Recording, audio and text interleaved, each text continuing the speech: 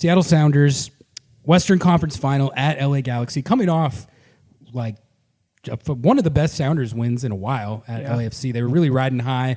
I think, we were talking about on the last show, we all knew that Seattle was the underdog in this game, but I think we liked their chances at getting the win in this game, and it really didn't pan out how I thought it would. But first, guys, let's do our lineup reaction, because there was some stuff going on here that was out of the norm, I would say.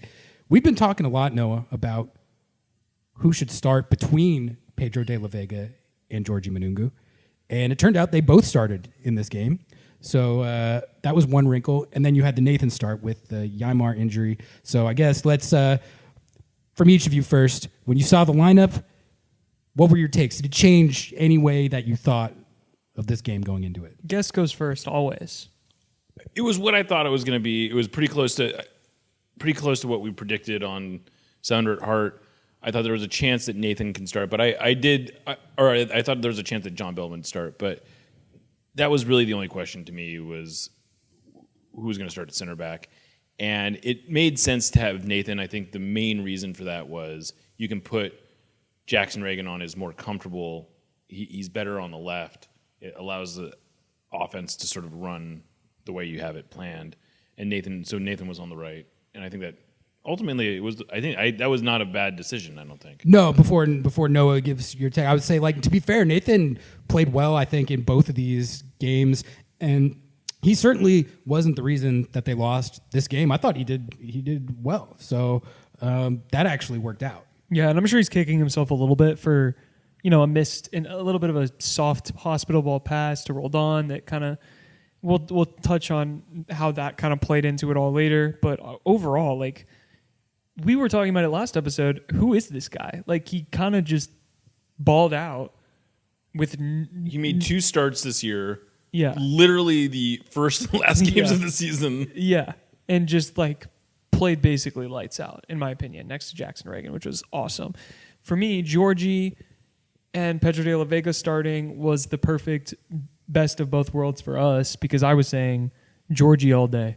Georgie start over Pedro de la Vega. And so the fact that they both did, sure.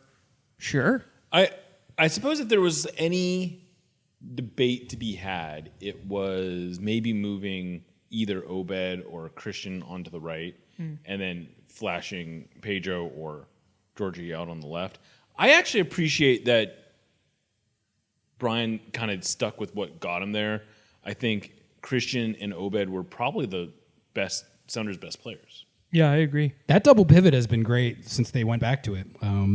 So I think that is one takeaway that is relevant moving forward, is that, especially with Christian, long term at this point in his career, I don't really think he's a week in, week out starter at right mid. So moving him back, that might be. I think he's gonna. My suspicion is he will be the starting 6 next year. Which I like that. I like him in that position. All right, we're gonna do the goal breakdown of the fateful goal, but I guess I just wanted to talk a little bit about the game itself first, because I thought it was interesting how it played out. It really did not play out how I would have thought or predicted going into the game.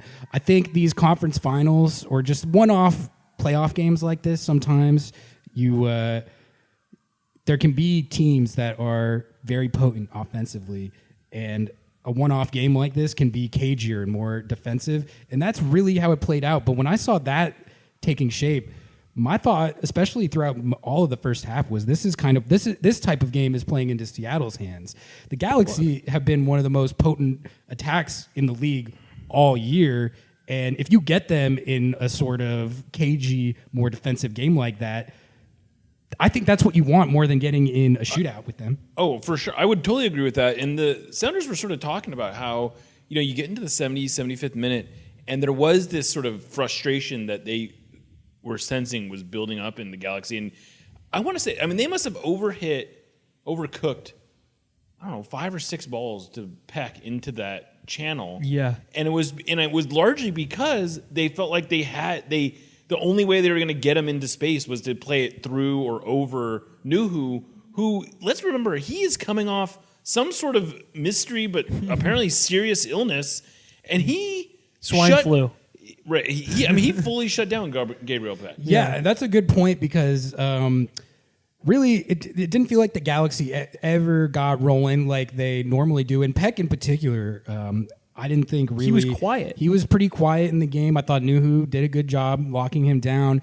And Ricky Puig and Paintsill, I think, were a little more effective, but Paintsill certainly not to the degree that he was for a lot of this season. And even Ricky Puig, like, he's always going to have his moments. But it was really a moment, though. Yeah, it was. I mean, he had a couple of dribbles where he broke pressure. Yeah. But he was really only... I don't know. I don't remember him being dangerous more than really on the goal. I thought in the first half, there were a few sequences where the Galaxy were getting out and running like they normally would, and Seattle did get a little unbalanced, and there was a couple of good sequences for LA and a couple of good chances. But the thing is, I didn't think any of the chances or the better of the run of the play that they had in the first half was more prominent than when Seattle had the front foot and generated a couple good chances too. So I thought it was really pretty much even right until that goal. Like, I definitely don't think it was... There's some times where it's 0-0 in the 85th and you're like, one team is destroying the other. And it shouldn't be 0-0, but I did not think that was the game state for most of this game. It did not feel like a goal was coming. Yeah, No. exactly. Like, the goal came out of really, I thought, sort of nothing. Like a random moment that was Right. not Yeah. part of like the broader game state. Right, exactly. You could tell the Galaxy were frustrated. Like, I even have it in my game notes. Like, Galaxy are very frustrated at the 50th minute mark. Like, when they came out of half and they had kind of like tweaked a little bit, but not. They're like, we're just gonna keep grinding this down. Right. We know this is gonna work eventually. It wasn't. It was like the 50th minute. And that's really not their game. Their game is not grinding. No. Like, At and all. they had to get this win playing like way outside of their like normal style. Yeah. And I think it's both a credit to Seattle for defending them into that game state, but I think it is a credit to the Galaxy too that they were able to get thrown into a game that's off their usual protocol, and they won it. So you have to give them credit for that. Let's talk about the goal itself because it was the decisive moment in the game. The first thing I will say, though, is that I think any notion that this is like all Alex Roldan's fault and he ended the season and it was like the most horrific individual error. Like, my thing is just that in a game like this, we talked about it on the preview show. You almost have to bake in that the Galaxy are going to score at least once. The fact that your defense held them to one goal in this game is good 85 minutes. yeah. I don't know I don't know the last time they were shut out, but it's been they went more scoreless minutes, I guarantee, in this game than if you add up all the scoreless minutes that they had, like the longest stretches without scoring than in only other The games. Defense played well enough to win this game. I think the offense even played well enough to win this game. I think they were unlucky. I think you can say that, but like if you don't score, then I know I'm going to get shit for it, but it's like there were genuinely multiple chances that were quality where they had a couple things went maybe not like if Albert hits, like, I mean, Brian was touching on this. He's like, if Albert strikes that ball correctly, it's probably 1-0 Sounders. There's an Obed chance. There's an Obed chance that gets saved. The Albert one, blocked, I think the Albert one was the one. Yeah. That was the one. But it's like that's always what it was going to be. I think we said it's either going to be this like game of inches where you have to make the most of your one opportunity or two opportunities you're going to get, or it's going to be this goal fest. Yeah. And it was... And I would have thought the former option would have suited Seattle winning the game. And I mean, I think it did. It just didn't pan out like that. Yeah. The goal itself comes on a giveaway where I think Alex was trying to back pass it, right? He's trying to back pass it, but he like kind of chipped it. Looked like he was trying to chip it to JP, right? He was trying to chip it to JP. It went over JP and right to the one guy that you really, really do not want to give the ball in that spot. Ricky Puig picks it up. He's got a few guys around him. But, I mean, that pass he hits is pretty world-class, honestly. He puts that, like, at a pretty tough angle right where Jovic is running onto it, and at that point, And he hits it really well. He hits it well. That's a good enough striker where you give him that chance. He's usually going to put that away. And, like you said, that was Ricky Puig's like one really, really big play. But, that's a game like this. One moment like that, that's what chalks you. Right. So, and I'm not going to sit here and say that Steph should have saved that, but he gets a hand to it. It's a very well struck ball. He's not going to save that very often, but I, at the same time, feel like Steph will probably feel like I could have done a little better on that. And as it was, he almost got enough of it to push it wide, but it goes in, and that's how it goes. It was, yeah, exactly. It was, like I said, it was just tough because, if you told me that Seattle was going to lose this game, I would be like, all right, they're the underdog. That makes sense. But like they really they almost had that one. They played it pretty much, I think, exactly the how first they half needed to. Played out almost ideal, like almost exactly how you would have.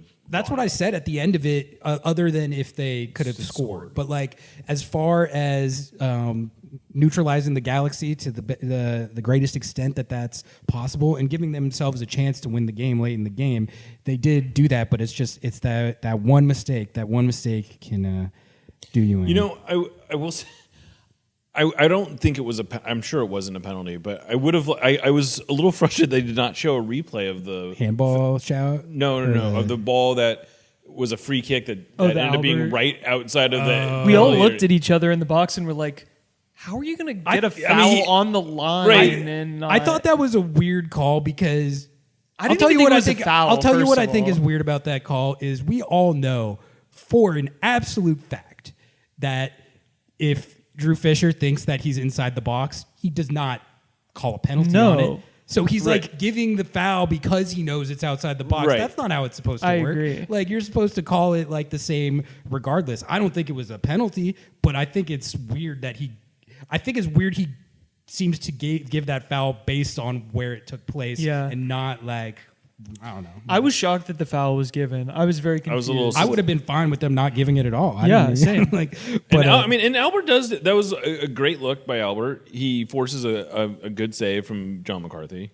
Yeah, no, that was another one of those potential swing moments. Yeah. Where if they get a goal off of that, and that was a good free kick by Albert. It gets saved off the post. It gets saved, but there was that one, and then the one we were talking about where Albert got it was like the recycle, or like Jordan got the cross from Nuhu. From Nuhu. That was great. To Albert. Yeah. That was. I think that was the best play. No, that was the best attacking sequence for sure. How is your best attacking sequence coming from Nuhu? I don't know. I've seen crazy. He had the assist in the Houston game. We were like joking about it, and this is a side tangent. Yeah. But he his crossing has legitimately gotten better. I'm not going to say it's good, but like he did have the assist in the last series. He loves scoring and assisting against Houston. Yeah, that's like his thing. Exactly. But then like his cross on that chance that Albert had was pretty good. No, that was a good pass. It was a good cross. So I don't know. He's not Jovan Jones out there, but it was kind of funny in the last like couple games of the season when he would hit these. He got an assist. He's hitting these crosses. We're like, oh, okay.